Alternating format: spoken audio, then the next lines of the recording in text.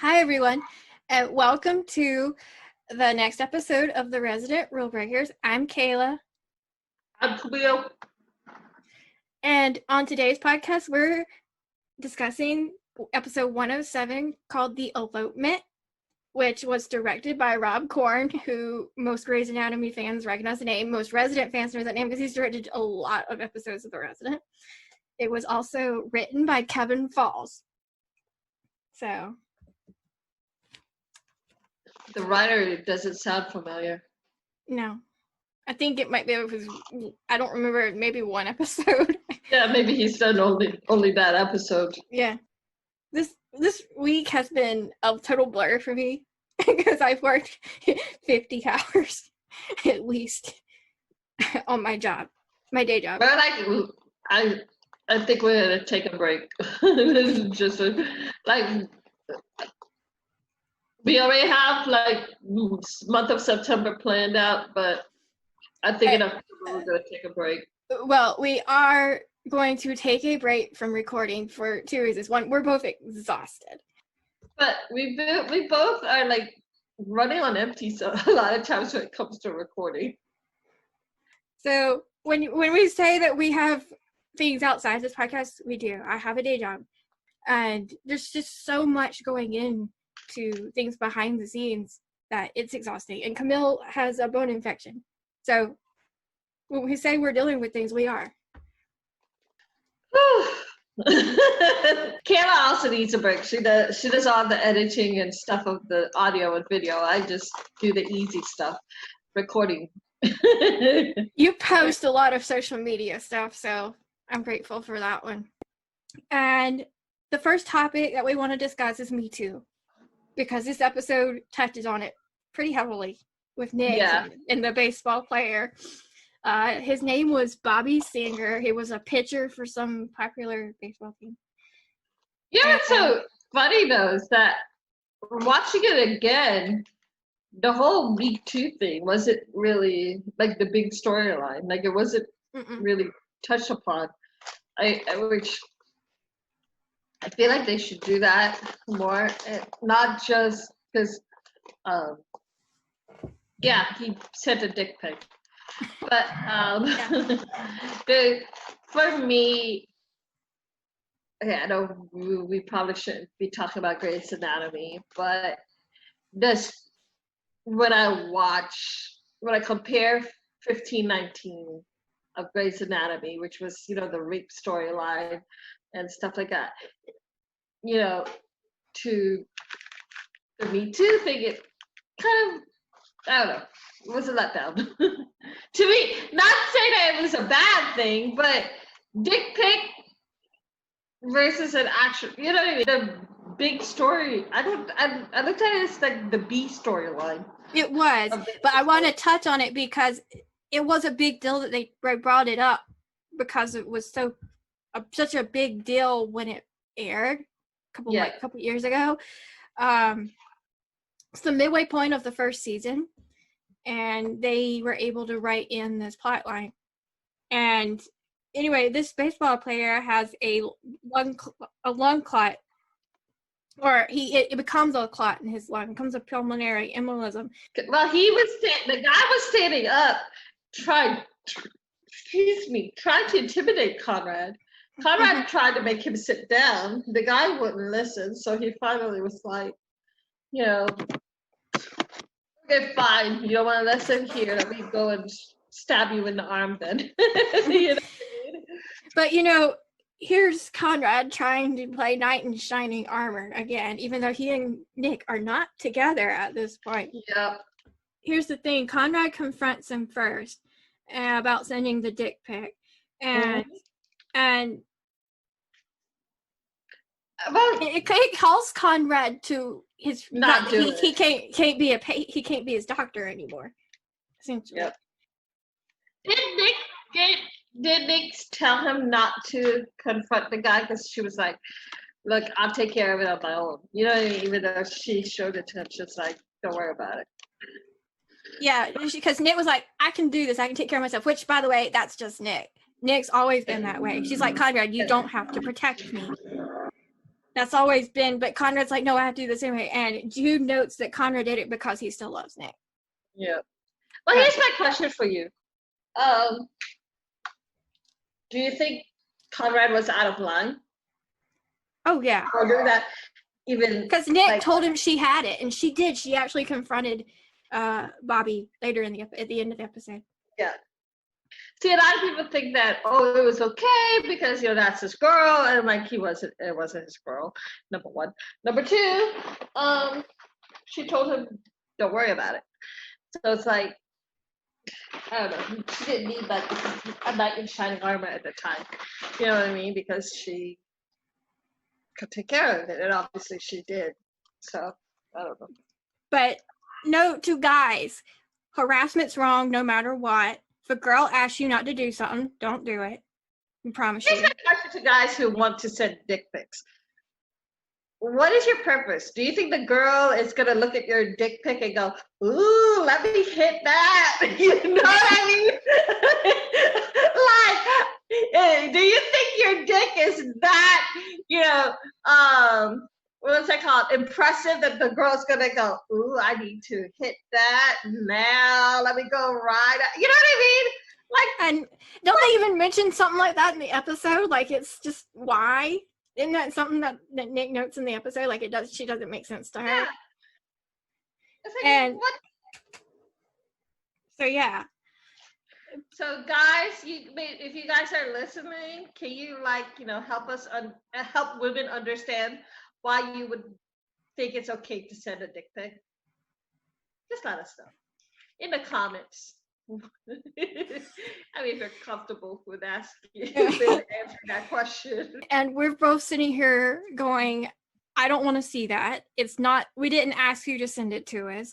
And even then, like, not just the dick pics, like, if we're asking you to just stop, no matter what, we don't want your attention of any kind, just stop. Yeah, that's called harassment. Yeah, but yeah, I do want to know what men are thinking when they do that. Do they think, oh, she'd be so impressed with my dick, she'd want me? Like, no, bitch, we don't want you. But I think this baseball player kind of got it handed to him. Not only did he have to miss another year of playing ball, Nick kind of just really handed it to him, I guess. But because this ties into Conrad and Nick. This ties into Connick. And just that storyline. Because Conrad, despite them not being together, goes and tries. And we know that Conrad still has feelings for her. That's obvious. Yep. But the fact is, he goes and sleeps with Noni, which is gross, by the way. This is the episode where he slept with Noni. Yeah. Mind you, I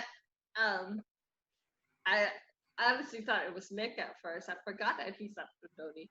All I saw was blonde hair, and then like when she lay down and you saw her face, it's just like, oh, that's not Emily. No. And then Conrad walks into the hospital drinking an energy drink, and Nick just goes, "You didn't sleep last night, did you?" And she knew immediately that he slept with someone. Something had happened. Minna was like, "Good, congrats," and acting like you don't care.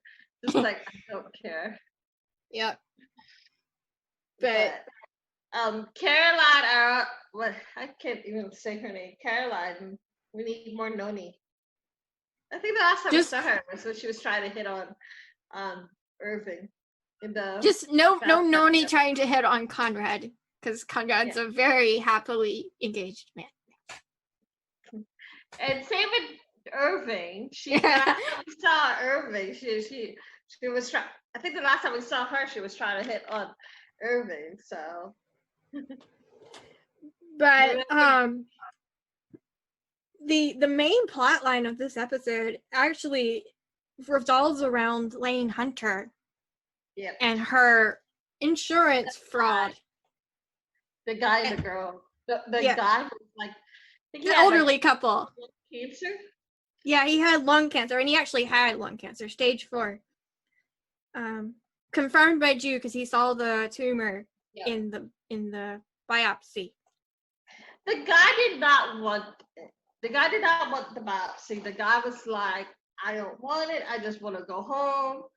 You know what I mean? And Lane pretty much pressured him to, to do the biopsy. Pressured Conrad. She's seeing green. All she sees is money. But Conrad was so honest with this guy, like, it's gonna give you 5 weeks. Yeah. Is 5 weeks gonna matter in the truth of things? Yeah. I mean, if you had 5 weeks in your life, would you rather spend it in a hospital bed or with your loved ones? I would rather spend it with my loved ones. And by the way, as sick as chemo makes you, I wouldn't want to spend it sick like that. I would rather spend it with my loved ones saying goodbye. Yeah. So he made the right decision, a decision I would probably make too. So, but yeah, I love the fact that Conrad was honest. He's like, I can't, treat you because I'm not an oncologist. He was honest. But yeah, the show was called Elopement because, which I didn't know when I first watched it. I thought it's like somebody was gonna sneak off and get married. When I first saw the title originally, because we've both been watching the show as it aired, and so when you first see that title, I remember actually seeing this press release for the first time and going, "Are they talking about marriage here?" But it's not that. Eloping in a hospital setting is when you leave the hospital before you're discharged. Yeah. Sneaking out of the hospital. Yeah. So, but I thought the elderly couple thought Conrad and Nick were very cute and didn't even realize they weren't a couple. That woman looks familiar. It's Bernie Watson. No, I knew it. She was Prince of Bel-Air. She played Will Smith's mom. Yep. Yes. She's been in so much other stuff too. But yeah, she thought that Conrad and Nick were cute and they weren't even together at that point. But I think there was a hint or something because Conrad was trying to convince him to elope, and he was like, "I'd rather spend my last days with the first person I love," and he looks at Nick, meaning that Conrad would rather spend his last days if he was dying with Nick than any other person. Yeah, but yeah, their exchange looks were kind of like meaningful. Anyway, but I think this is the episode where like Conrad starts seeing the signs that Nick's been trying to show him. You know what I mean? Oh yeah, there's a scene where Conrad goes, "I believe you," or something like that. Like, let's look into it now. There's a scene at the very end where he goes, "I believe you, Nick. Let's look into this." And so yeah, but they actually forced the biopsy on this man, and Jude performed it, and he ended up rupturing the patient's lung trying to do it. So in the end, Jude just didn't have a good episode. Actually, for Jude, like, because when Conrad saw him in a car room or whatever, he actually looked pretty distraught that he was, he did that. He injured the patient? Yeah. Because he was already dying of cancer. This is just 2 weeks he has, to deal with healing that he shouldn't have had to deal with. So yeah, definitely understandable that there was that issue. Because he shouldn't have had to suffer through the biopsy anyway if he didn't want it. Just remember that as a patient, you do not have to take treatment that a doctor offers you. Anyway, our next topic is actually Belle and Claire. And Belle, he's been dealing with the withdrawal of his benzos. So his hands are still shaky.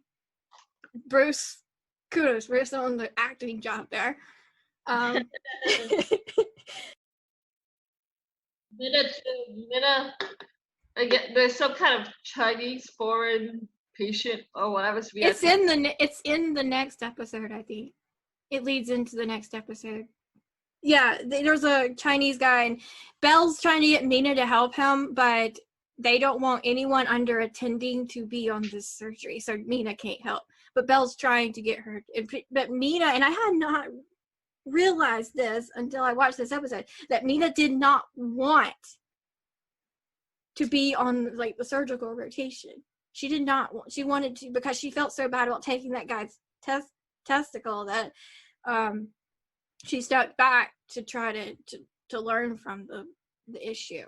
So kudos to Mina in the long run.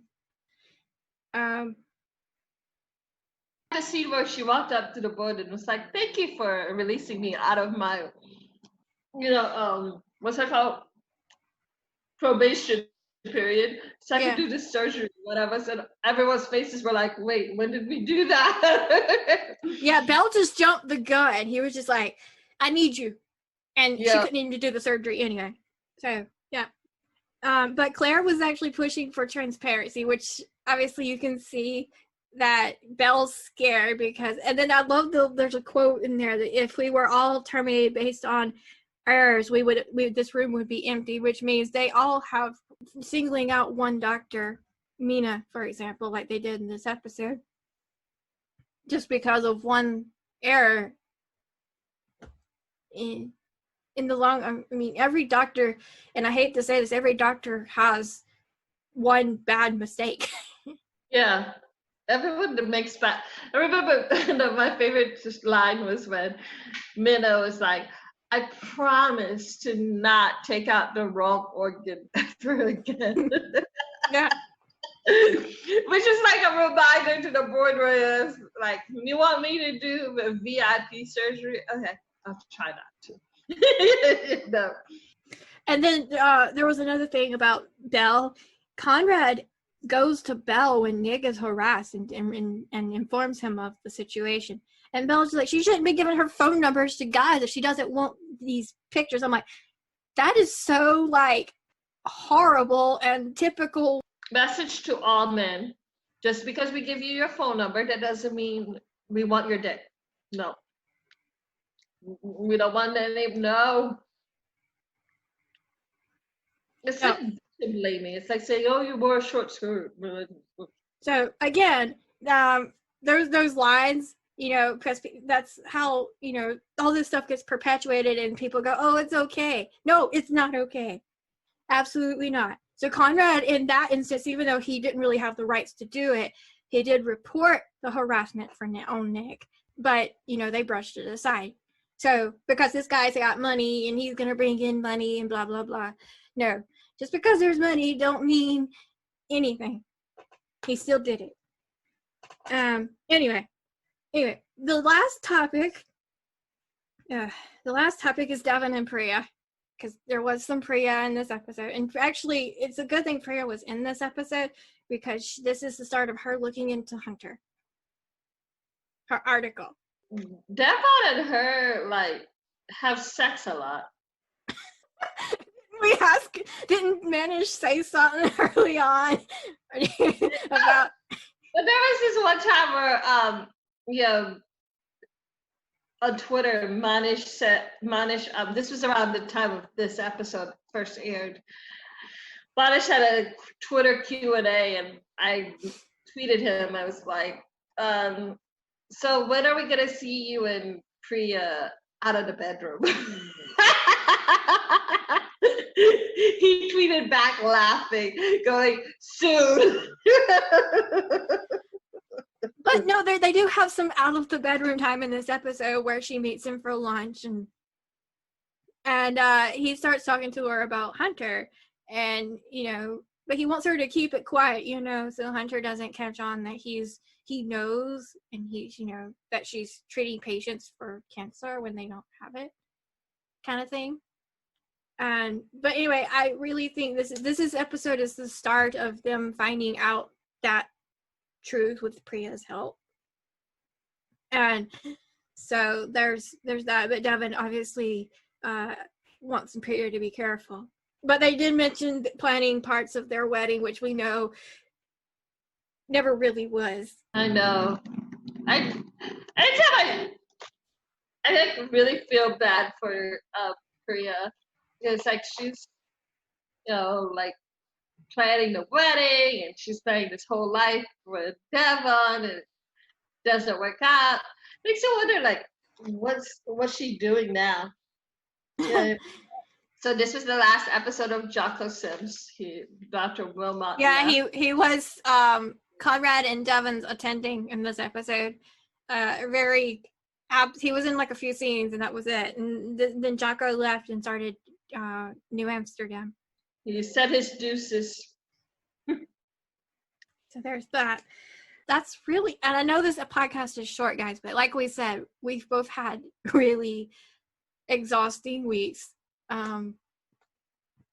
Between medical problems and jobs, we're both really exhausted. For those who don't know, I have this past week I've been fighting there was a wound at the bottom of my foot, and this past week I got an MRI. Took about 2 weeks for that to happen. Anyway, got the MRI and it was confirmed that it had become a bone infection and it had spread all over my foot. So as we are talking right now, I am currently doing IV antibiotics. It's about 6 weeks. I have a PIC line on my arm and I take this IV antibiotics once a day and stuff like that. So hopefully the infection will be done after 6 weeks and this medicine is working or whatever, but it's a pain in the ass. Yeah, it sucks. So anyway, send me good wishes if you could. We've literally podcasted every week since April at this point, end of April. This is our 22nd podcast in a row, and that's including interviews. And I'm still worked 40 plus hours. I'm grateful for the interviews. Like, we're not complaining. Thank you to every single person that we've interviewed. I mean, like, seriously, you got we love every single person that we've interviewed. We're grateful for our interviewees. We're not complaining. It's just that it's exhausting. It's exhausting. And on multiple levels. I mean, this past week, obviously, it was a very difficult week because we had 9/11 anniversary and all that. Yeah. Anyways, before we leave, we do want to note some of our stuff. Okay. If you guys want to support our club, our podcast, be like Pamela and patron, please. You get actually cool stuff if But the higher you go, you get some cool stuff. Okay, there's I want to mention there's a sticker, there's a t-shirt, and there's a coffee mug. So the higher you get, and you get like the stickers like the low one, and then if you get the shirt, you get the sticker and the shirt. If you get the coffee mug, you get the sticker, the shirt, and the coffee mug. So you get all three. But you have it's because Patreon gets the items and puts the logo on it for us, and so the amount of money is the cost of the product. Yeah, that's why. Yeah, it was the easiest way considering how busy I've been. I was like, there's no way I have time for merchandise. Patreon. Yes. It's patreon.com/The Resident Podcast. Can't miss that. Anyway. It goes into the sadly we're not getting any money for the podcast. I would like to. What if you go in there and keep your money in there and you get your become a patron like Pamela, then maybe it'll start. But for now, not the case. Yeah. But thank you, Pamela, for contributing. Thank you. There's always a first. So Pamela, you are first patron, and thank you. And if you guys want a shout out from us every week, Yeah. That's how you do it. Anyway, you can listen to us on Podbean, which is our new hosting site, taking over from SoundCloud. SoundCloud is still active for now, temporarily. Podbean. But it just, the statistics are much more accurate. I'll just put it like that. I can see who people are listening from iHeartRadio, which is a new platform we have. We're on iHeartRadio now. We've been on there for about 3 weeks now. We recorded podcasts before I found out that we were on there. So iHeartRadio, Apple Podcasts, Google Play, Spotify. So, and then YouTube, which, unless we are doing an interview, which probably won't be anytime soon, because I have a feeling the cast is going back to filming very shortly. Yeah, it sounds like they're starting to. It seems like they're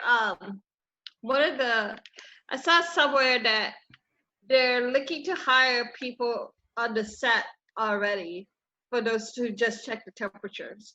So it seems like they're moving along on the recording, mind you.